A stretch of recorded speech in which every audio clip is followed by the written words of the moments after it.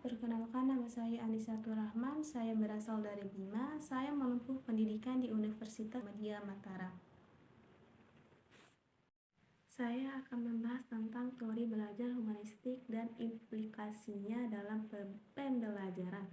Pengertian teori belajar humanistik secara luas. Definisi teori belajar humanistik ialah sebagai aktivitas jasmani dan rohani guna memaksimalkan proses perkembangan, sedangkan secara sempit pembelajaran diartikan sebagai upaya menguasai hajana ilmu pengetahuan sebagai rangkaian pembentukan kepribadian secara menyeluruh.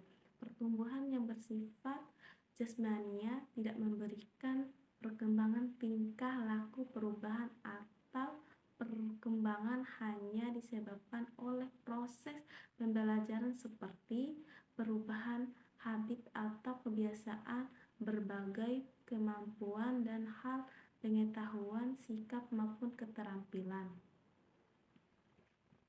Adapun macam-macam kebutuhan fisiologis. Yang pertama, kebutuhan fisiologis. Yang kedua, kebutuhan akan rasa aman. Yang ketiga, kebutuhan untuk diterima. Yang keempat, kebutuhan untuk dihargai. Yang kelima, kebutuhan aktualisasi diri. Implikasi teori Abraham Maslow dalam pendidikan agama Islam. Maslow yang pertama, memenuhi kebutuhan fisiologis ialah kebutuhan makanan dan minuman, pakaian, tempat tinggal, termasuk kebutuhan biologis yang merupakan kebutuhan paling dasar karena dibutuhkan semua makhluk hidup. Yang kedua, mengakomodasi kebutuhan rasa aman secara fisik maupun psikis. Aman secara fisik seperti terhindar dari kriminalisasi, teror binatang buas, orang lain, tempat yang kurang aman, dan sebagainya. Yang ketiga, kebutuhan sosial. Dibutuhkan seseorang supaya ia dianggap sebagai warga komunitas sosial. Yang keempat, kebutuhan ego, termasuk juga keinginan untuk mendapatkan presentasi dengan memiliki wibawa. Yang kelima, kebutuhan aktualisasi merupakan kebutuhan untuk menunjukkan dan membuktikan dirinya pada orang lain. Pada tahapan ini, seseorang akan mengembangkan semaksimal mungkin potensi yang mereka miliki. Implikasi prinsip pelajaran. Yang pertama, motivasi. Jika perhatian siswa sudah terpusat, maka langkah guru selanjutnya memotivasi siswa.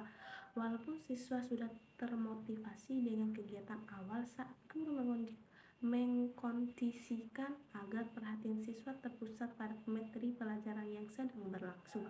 Yang kedua, keaktifan siswa. Pelajaran yang bermakna apabila siswa aktif dalam proses belajar dan pelajaran. Siswa tidak sekedar menerima dan menolak konsep-konsep yang disampaikan guru, tetapi siswa beraktivitas langsung.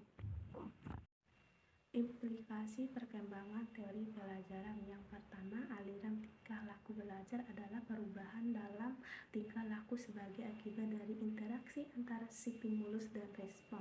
Yang kedua, aliran kognitif belajar adalah perubahan persepsi dan pemahaman yang tidak selalu dapat terlihat sebagai tingkah laku, menekankan pada gagasan bahwa ada bagian-bagian satu situasi. Yang ketiga, aliran humanistik belajar adalah menekankan pentingnya isi dari proses belajar bersifat elektif. Yang keempat, teori belajar menurut aliran kontemporer. Teori kontemporer yang bermuncul saat ini banyak sekali, di antaranya teori belajar sibernetik. Kesimpulan dalam pandangan humanis, belajar bertujuan untuk menjadikan manusia selayaknya manusia. Keberhasilan belajar ditandai bila peserta didik mengenali dirinya dan lingkungan sekitarnya dan dengan baik. Peserta didik dihadapkan pada target untuk mencapai tingkat aktualisasi diri semaksimal mungkin. Teori humanis berupaya mengerti tingkah laku belajar menurut pandangan peserta didik dan bukan dari pandangan pengamat. Penerapan teori humanis pada kegiatan belajar hendaknya pendidik menuntut peserta didik berpikir induktif, mengutamakan serta menekankan pentingnya partisipasi peserta didik dalam pelajaran.